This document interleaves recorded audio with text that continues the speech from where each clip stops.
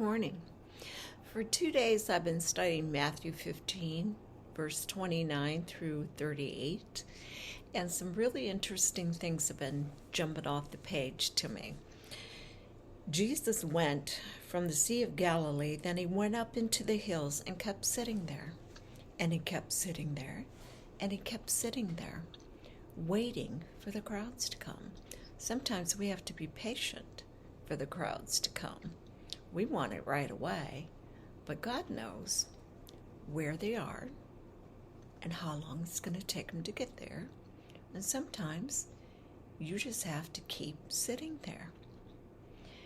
But then they came, the multitude, bringing their blind, their lame, their maimed, and they put them at his feet, and he cured every one of them. And the people were excited and praising God and worshiping him and thanking him for what he had done.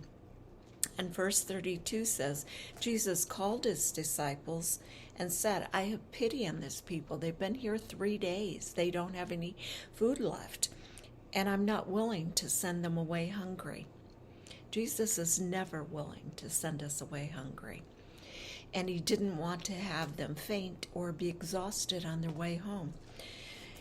And the disciples said, where are we to get bread for such a vast crowd in this isolated and desert place? The disciples looked at where they were. We're in the desert, Jesus. All there is cactus. We're in an isolated spot. There's no Target, no Walmart, no 7-Eleven here. What do you want us to do? And he asked them, how many loaves of bread do you have? They replied, 7 and a few fish. And he ordered the crowd to sit on the ground. And he thanked God, and he began to break the bread. Because they looked at their circumstances and where they were and what was going on. But Jesus looked at the 7 loaves and said, multiplication factor. And he went to work breaking the bread. And it had to have taken him some time to break enough bread for 4,000 men, their wives and their children, probably about 7,000 people.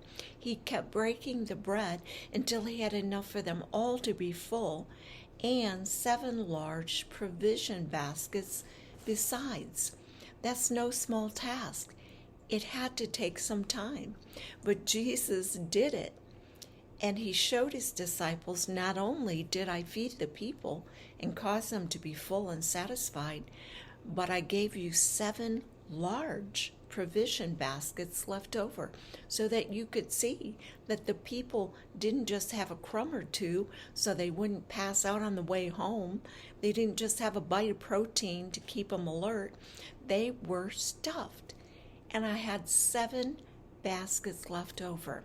7 loaves, probably 7,000 people he fed, and 7 large provision baskets left over. That's overflow. That's the God we serve, the God of overflow. That's the Jesus who's on the inside of us, the Savior, the Lord of overflow. He wants us to see that he doesn't just give us enough to keep us from being faint or enough to keep us from being exhausted on the way home. He wants us to have our full, filled, satisfied, and overflow. Think about it.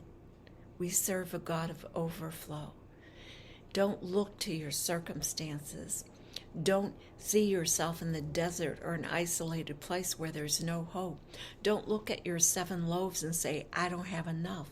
Look on the inside and see the multiplication factor.